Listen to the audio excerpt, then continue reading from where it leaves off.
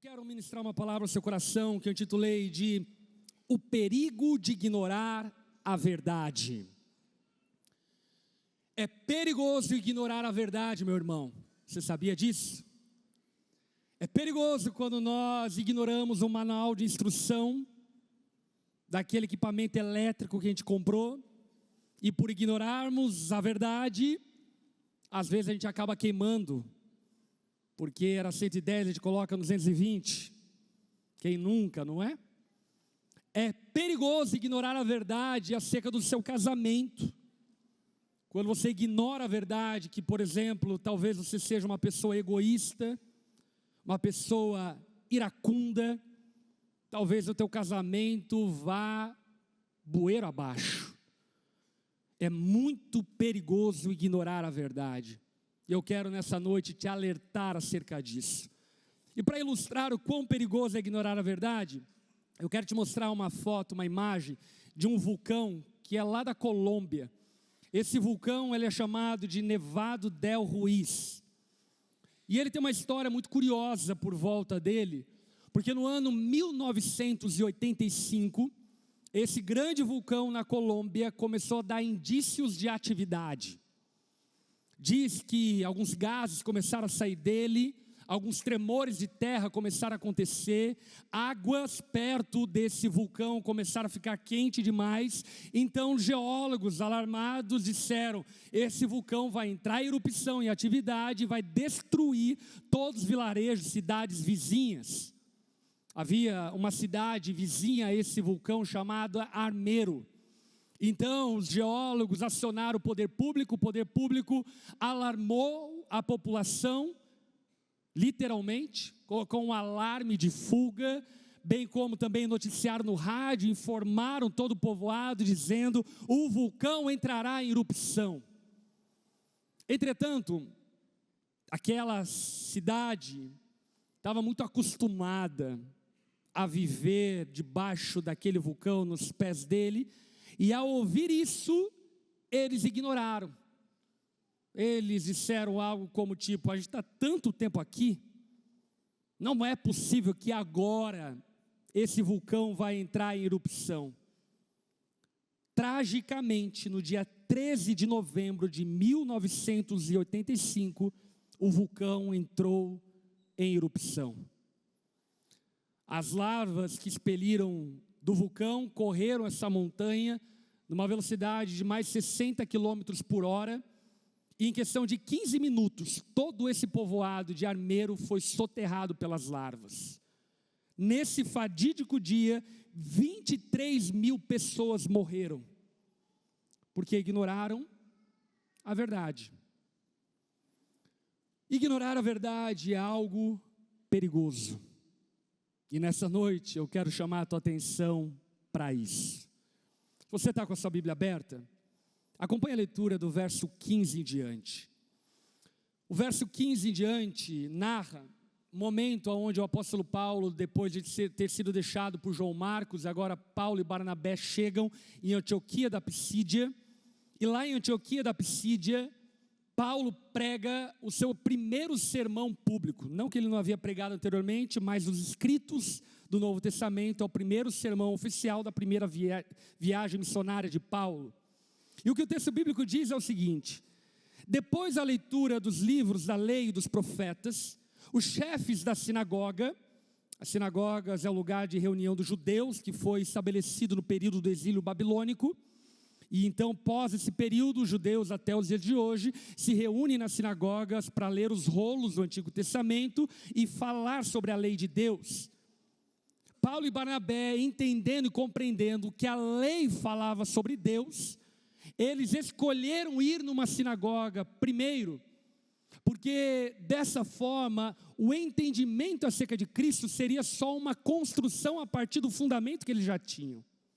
Então Paulo e Barnabé vão a essa sinagoga, e lá eles deram um recado dizendo: irmãos, se vocês têm uma palavra de encorajamento para o povo, podem falar.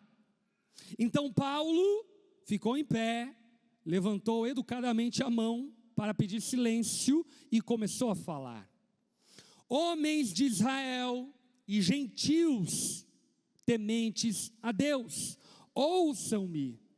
O Deus dessa nação de Israel escolheu nossos antepassados e fez que se multiplicassem e se fortalecessem durante o tempo em que ficaram no Egito. Então, com braço poderoso, ele os tirou da escravidão. Ele suportou o seu comportamento durante 40 anos, em que andaram sem rumo pelo deserto. Destruiu 7 nações em Canaã e deu seu território a Israel como herança. Tudo isso levou cerca de 450 anos. Depois, Deus lhe deu juízes para governá-los até o tempo do profeta Samuel. Então o povo pediu um rei e lhes deu Saul, filho de Quis, homem da tribo de Benjamim, e ele reinou por 40 anos. Mas Deus removeu Saul e colocou em seu lugar Davi, a respeito de quem Deus disse: Davi, filho de Jessé, um homem segundo o meu coração, fará tudo o que for da minha vontade. E Jesus, um dos descendentes de Davi, é o Salvador que Deus concedeu a Israel, conforme sua promessa. Antes da vinda de Jesus, João Batista anunciou que todo o povo de Israel precisava se arrepender e ser batizado. Quando João estava concluindo o seu trabalho, perguntou: vocês pensam que eu sou o Cristo? Não sou, mas ele vem em breve. Eu não sou digno de sequer de desamarrar as correias das suas sandálias. Vamos orar? Baixa tua cabeça, fecha seus olhos. Senhor, nós te louvamos pela graça da comunhão que temos. Obrigado, Pai, por nos amar de antemão e nos proporcionar a comunhão do teu povo, da tua igreja. Espírito Santo, diante da tua presença nessa noite, em meio a ela, nós clamamos: fala conosco. Senhor, estamos diante da tua palavra, da tua santa palavra. Ilumina o nosso entendimento com ela. A tua palavra é alimento para a nossa alma. Por isso, Senhor, nutra a nossa fé. Transforme-nos no poder da tua palavra, para que sejamos, ó Pai, homens de fé, que confiam no Senhor e que esperam a tua volta. Jesus, dá-nos clareza, dá-nos discernimento, dá-nos entendimento daquilo que vamos ouvir nessa noite. Nós clamamos e oramos no nome de Jesus. Amém. O apóstolo Paulo, no seu primeiro sermão pregado, ele aponta para a história de Israel, dizendo que o primeiro passo da história de Israel começou a partir de uma escolha soberana de Deus. Paulo diz: Deus escolheu os nossos antepassados. O que Paulo estava dizendo é que não foram os israelitas que escolheram a Deus, não foi Abraão que escolheu a Deus, não foi Moisés que escolheu a Deus, foi Deus que escolheu aquele povo. Por quê? Porque eles eram lindos? Não. Porque Deus está escrevendo uma história. Deus está escrevendo uma história. Então Paulo prossegue dizendo: lembra do Egito? Então Deus estava lá. Lembra do deserto? Deus andou com o povo durante 40 anos. Lembra de Canaã? Foi Deus que deu a vitória perante as 7 nações que haviam em Canaã. Lembra dos juízes? Foi Deus, por meio do profeta Samuel, que estabeleceu juízes. Lembra dos reis? Foi Deus que deu Saul. Lembra de Davi? Foi Deus quem deu Davi. O que Paulo está querendo deixar evidente e claro para aquela audiência é: Deus é o protagonista da história. A história não está caminhando ao esmo. Ela não é um amontoado de acasos. Ela não é uma conjectura ocasional. Não, a história está sendo escrita por Deus. E por incrível que pareça, para que creiamos nisso e saibamos disso, Deus enviou os profetas. Os profetas anunciavam coisas que haveriam de acontecer, para que quando elas acontecessem, a nossa fé fosse fortalecida e soubéssemos, Deus está no controle da história. Deus está escrevendo a história. A sua vida não é fruto do acaso. A sua história não é obra do acaso. O apóstolo Paulo, no centro da filosofia grega, lá em Atenas, ele proclamou em alto e bom tom: Deus estabeleceu os lugares exatos aonde os homens haveriam de nascer, bem como também as datas e tempos em que os homens nasceriam. Isso não é maravilhoso? Você nunca parou para pensar que você poderia ser um argentino, mas você é um brasileiro? Você nunca parou para pensar que você poderia ter nascido no tempo medieval, ou no faroeste americano, ou ter nascido no Cazaquistão, ou ter nascido numa montanha do Nepal? Por que você nasceu onde nasceu e por que você nasceu no tempo que nasceu? A resposta é: Deus está escrevendo uma história e você faz parte da história que Deus está escrevendo. É bem verdade que nós somos uma vírgula dessa história. A história é muito maior que você. Aliás, precisamos abandonar todo o preciosismo. Ao pensarmos que a nossa história é sobre nós, até a nossa história não é sobre nós, é sobre a história que Deus está escrevendo. Deus está escrevendo uma história. E nessa história, todas as coisas apontavam para Cristo. A cruz de Cristo não foi um acidente. A cruz de Cristo, escuta isso, ela foi planejada antes da fundação do mundo. Apocalipse diz que o cordeiro foi preparado para o sacrifício antes do mundo. O roteiro de Deus está desenhado, a história de Deus está sendo desenrolada, a história de Deus está sendo escrita diante dos nossos olhos. Deus tem um plano com a história da humanidade e com a sua história também. Nós não passamos desapercebidos a esse grande narrador, a esse grande escritor que está escrevendo uma história da glória dele em nós, por meio de nós e além de nós. Deus é protagonista da história. Agora olha o verso 26. Irmãos, vocês que são filhos de Abraão, também vocês gentios tementes a Deus, essa mensagem de salvação foi enviada a nós, o povo de Jerusalém, e seus líderes não reconheceram. Olha que coisa louca. Paulo está dizendo, toda essa história planejada por Deus, ela apontou para a proclamação do evangelho das boas novas ao povo judeu, ao povo de Jerusalém. E alguns não reconheceram que Jesus era aquele a respeito de quem os profetas haviam falado. Em vez disso, eles o condenaram e, ao fazerem, cumpriram as palavras dos profetas, que são lidas todos os sábados. Não encontraram motivo legal para executá-lo, mas ainda assim pediram a Pilatos que os matasse. Depois de cumprirem tudo, repita comigo, depois de cumprirem tudo, depois de cumprirem tudo, aquilo que as profecias diziam a respeito dele, eles o tiraram da cruz e o colocaram num túmulo. Aqui o apóstolo Paulo esquenta o clima do sermão dele. Paulo está dizendo, Deus está escrevendo uma história, e agora, já mais de forma recente, Paulo está dizendo, o cume dessa história é Cristo, que veio para salvar o seu povo. Mas quando Cristo veio para salvar o seu povo não o recebeu.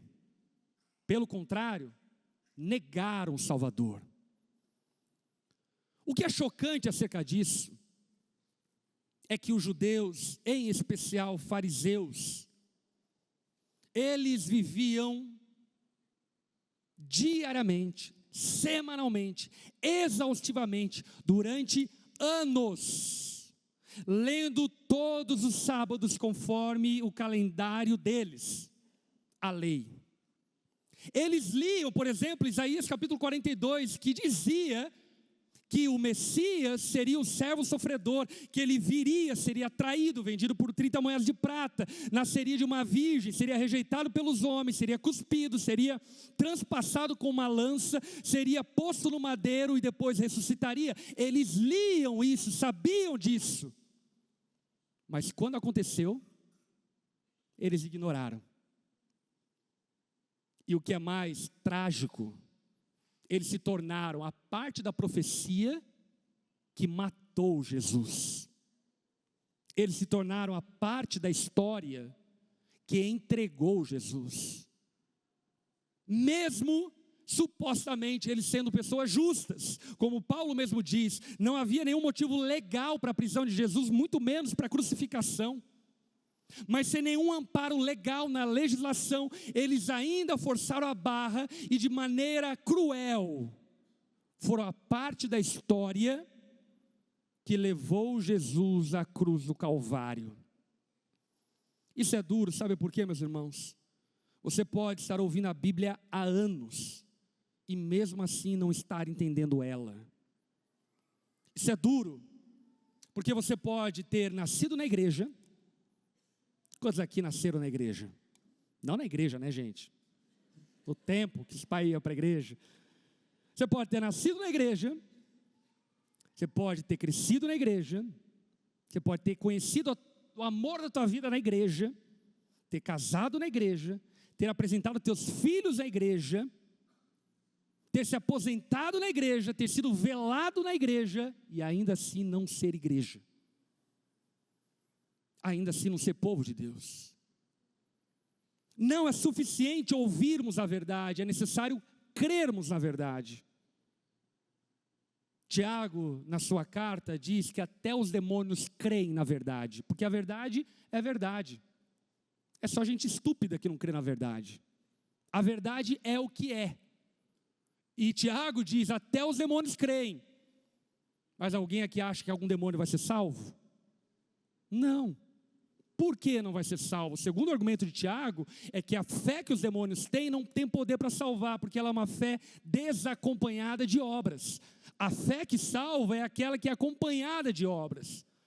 É aquela que pega carona em boas obras.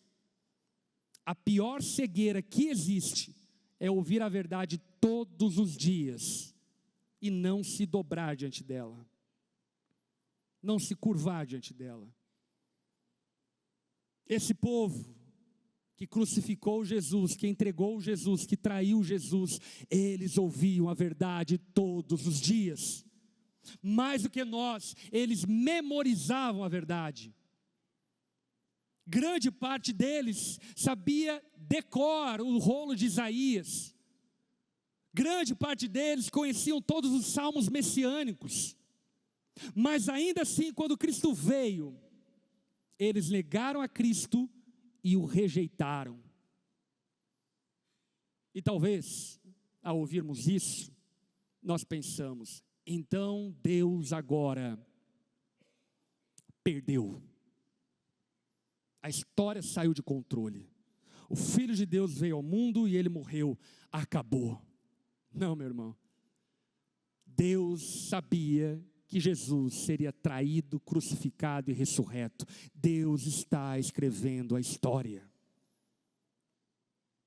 Onde eu quero chegar com isso? Verso de número 30.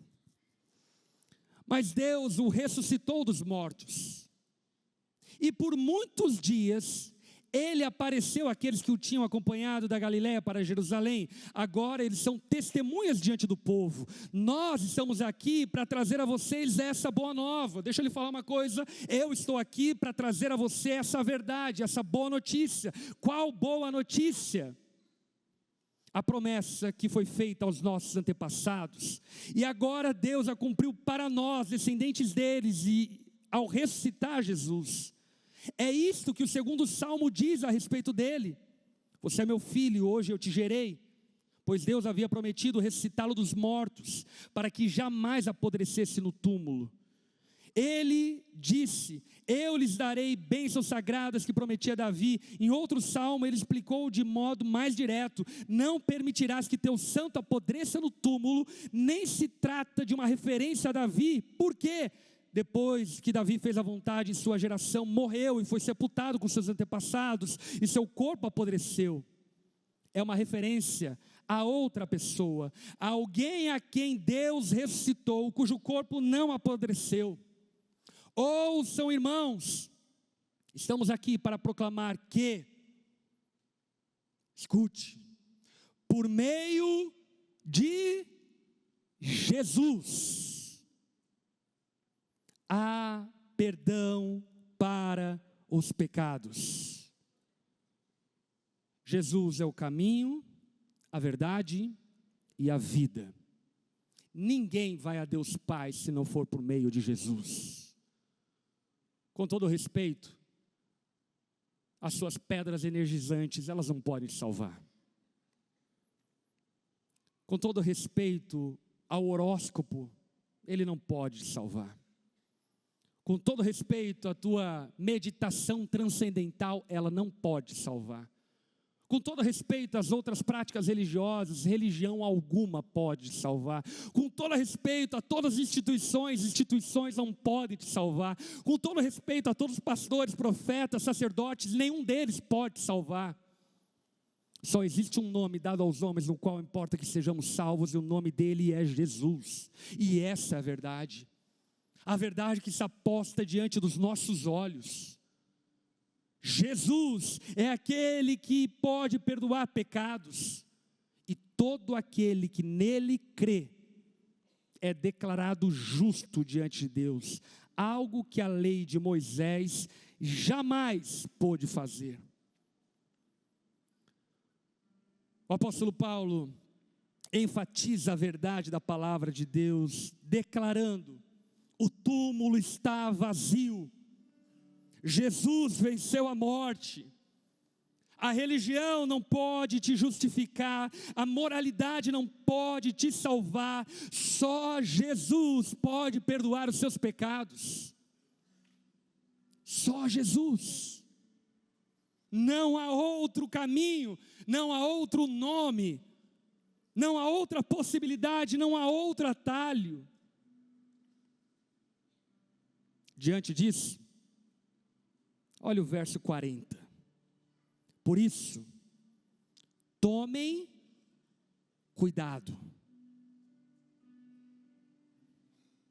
Por isso, tomem cuidado, para que não se apliquem a vocês as palavras dos profetas.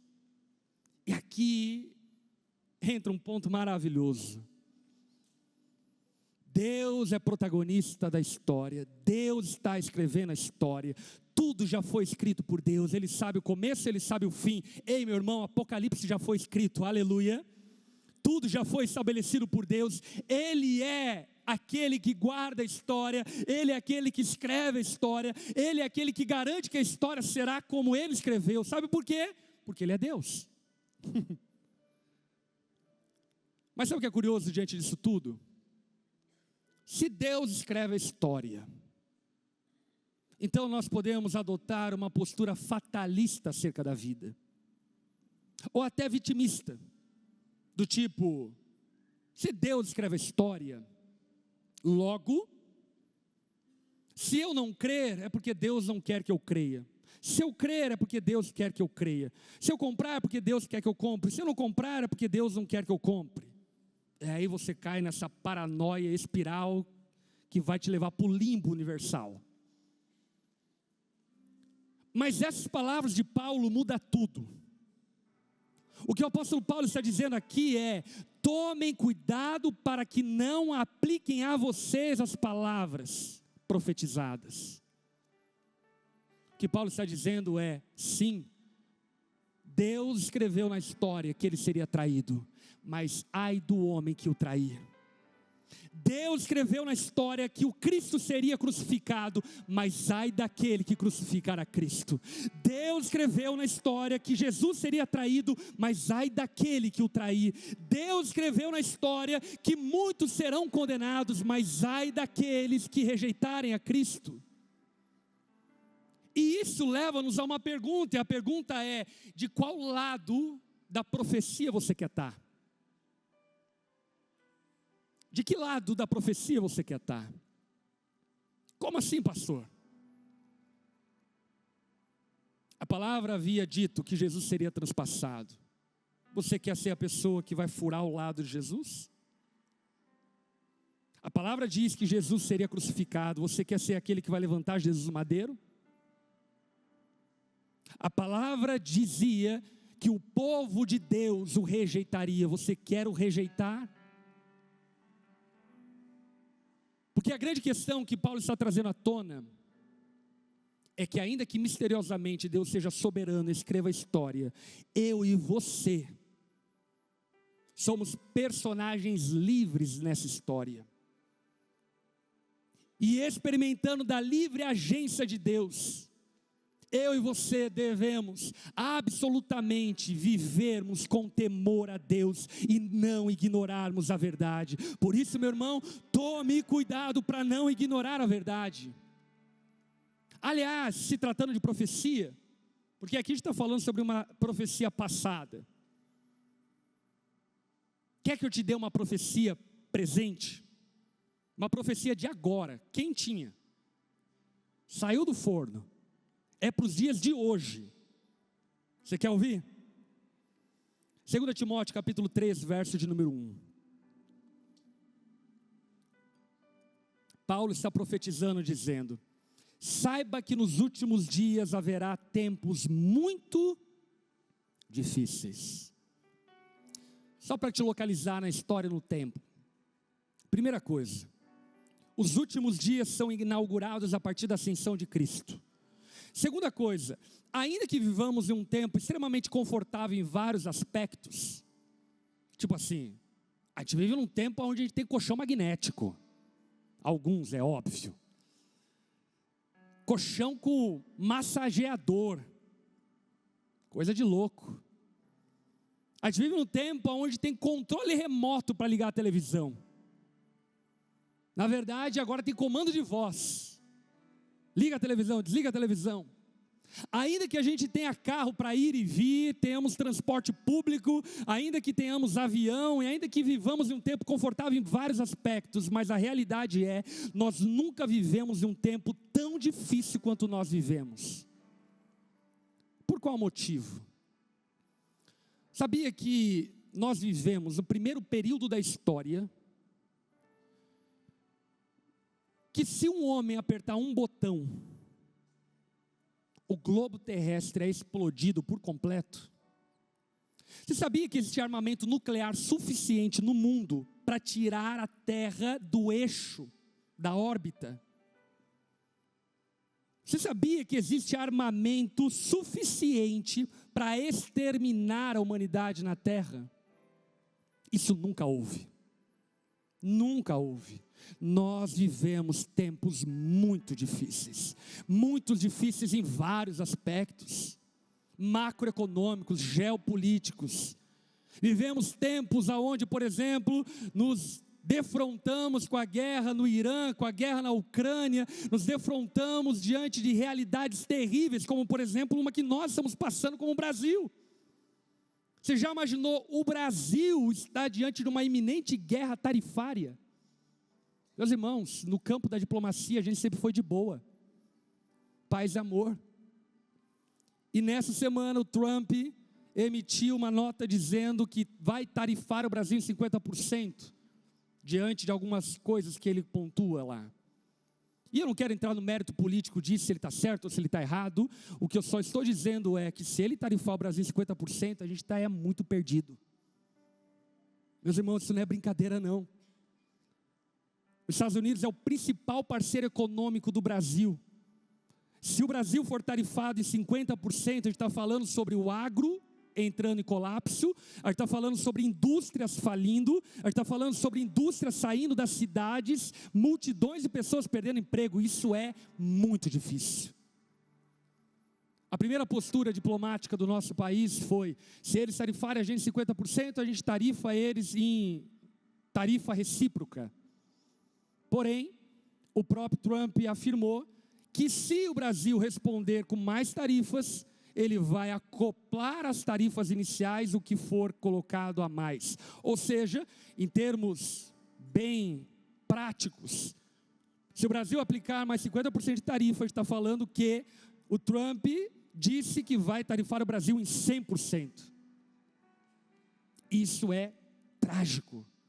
Pastor, você acha que vai acontecer? Aí a opinião de conversa em outro lugar. O que eu só estou dizendo é que nós estamos vivendo um tempo muito difícil. Muito difícil. De uma hora para outra, meu irmão, escuta o que eu estou lhe falando. O Brasil pode entrar em um colapso econômico que jamais enfrentou na história. De uma hora para outra, nós podemos entrar em guerras que nós jamais pensamos que um dia poderíamos entrar. E isso não é algo localizado no Brasil, isso é uma realidade global. Mas deixa eu lhe falar uma coisa. Deus está escrevendo a história. Ele é protagonista da história. O tarifaço não pegou Deus de surpresa.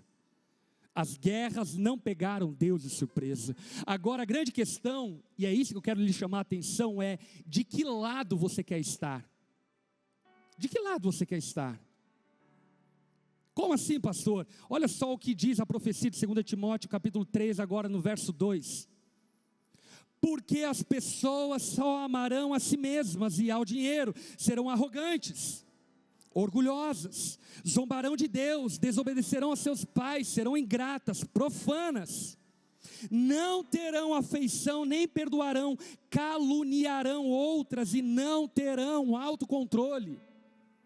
Nós vivemos na geração que inventou cancelamento. E gente, existem centenas de pessoas que cometeram suicídio por causa de cancelamento digital. Nós somos a geração descontrolada. A geração que faz linchamento público e depois pergunta se a pessoa era culpada ou não. Uma geração completamente caluniosa, sem nenhum autocontrole, fofocamos desvaradamente, falamos sobre o que não sabemos, damos opinião daquilo que não conhecemos, temos uma voz de autoridade sobre aquilo que nunca ouvimos. Serão cruéis, odiarão o que é bom, trairão os amigos, serão imprudentes, cheias de si, amarão os prazeres em vez de amar a Deus. Sabe o que é mais curioso? Serão religiosos apenas na aparência. Parece que Paulo estava acertando, não é? Acho que Paulo estava vendo a bio da rede social de algumas pessoas do nosso tempo. Cristão, conservador, de direita. E aí então os likes é bunda de mulher. As pessoas que seguem é todo tipo de besteira, dado à pornografia. Ou ainda, parece que Paulo estava vendo aquelas meninas que colocam na bio da rede social: cristã, leonina, com ascendência em peixes. Sabe, parece que Paulo estava vendo o quanto nós vivemos de aparência. E ainda, mais chocante, que eu nunca vou entender isso, é que daí você rola no feed, e aí tem uma foto sensualizando, e embaixo na legenda Salmo 23, o Senhor é meu pastor e nada me faltará. A questão é que essas coisas, a palavra de Deus já havia dito que aconteceria. Não é surpresa para quem lê a palavra. A questão é de qual lado da história você vai estar. Você quer ser daqueles que zombam? Você quer ser daqueles que são desobedientes aos pais? Você quer ser daqueles caluniadores? Você quer ser daqueles que zombam de Deus? Ou você quer ser daqueles que permanecem fiel até que Cristo venha? A palavra já disse: nos últimos dias haverão aqueles que chegarão diante de Jesus e dirão: Jesus, curamos em teu nome, fizemos milagres em teu nome. E Jesus dirá: saia de perto de mim, porque eu não os conheço. Você quer estar desse lado da profecia, ou você quer estar do lado da profecia onde diz que alguns chegarão até ele e ele dirá: servo bom e fiel, foste fiel no pouco e sobre o muito será colocado. O que o apóstolo Paulo está dizendo para aquela audiência, e aquilo que eu estou dizendo para você nessa noite é: meu irmão, minha irmã, tome cuidado. Tome cuidado para que as palavras dos profetas não se apliquem a você. Que nos últimos dias as pessoas zombarão de Deus, zombarão. Mas que você não zombe de Deus, porque ai daquele que zombar de Deus. Que nos últimos dias as pessoas trairão amigos, trairão, mas que você não seja um traíra. Aleluia. Que nos últimos dias os filhos serão desobedientes aos pais, serão, mas que no nome de Jesus você não seja esse filho. O que o apóstolo Paulo está conclamando aquelas pessoas é: meus irmãos, a história está sendo escrita por Deus, a história ela está cheia de problemas, percalços, de gente que trai, de gente que abandona, de gente que rejeita, de gente que vira as costas. Porém, que essas palavras não se apliquem a você. E essa é a minha oração nessa noite, por mim e por você, que essas palavras não se apliquem a nós, que nós sejamos o povo ao qual Deus virá buscar, que nós sejamos a noiva adornada, preparada para as bodas do Cordeiro, que nós sejamos o povo santo de Deus, que vai reinar com Ele para toda a eternidade, que nós sejamos a igreja santa do Senhor quando Ele vier nos buscar. Que muitos serão condenados e lançados ao lago de fogo, sim, serão, mas que no nome de Jesus não seja você. Pastor, e como não serei eu? A resposta é simples: não ignore a verdade. A verdade está posta diante dos teus olhos hoje. Você pode crer, pode não crer, você pode aceitar ou pode rejeitar, mas se você veio aqui ouvir a palavra de Deus, o que a palavra de Deus diz, o que Jesus diz, é que só Ele pode te salvar, só Ele pode perdoar pecados, só Ele pode te dar uma nova vida, só Ele pode te dar a vida eterna, que não existe outra forma, não existe outro jeito. Ai pastor, mas isso é muito radical. Pois é Jesus. É Jesus. Jesus é esse. Você se enganou com Jesus hollywoodiano, que vendia pulseira na praia.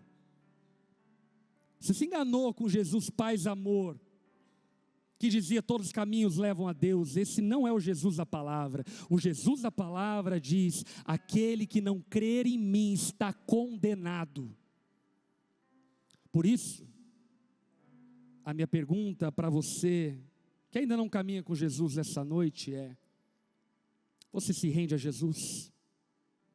Você reconhece que Jesus é o único que pode te salvar e perdoar os seus pecados e te dar vida eterna? E aí, tudo bem? Você acabou de ouvir uma mensagem poderosa e transformadora. E para você não perder nada, se inscreva no canal, ative o sininho, porque sempre quando nós entrarmos ao vivo, você vai receber uma notificação para não ficar de fora. E eu tenho algo para você, eu vou deixar aqui 2 indicações, então já clica e continue recebendo mais de Deus. Um abraço e até a próxima.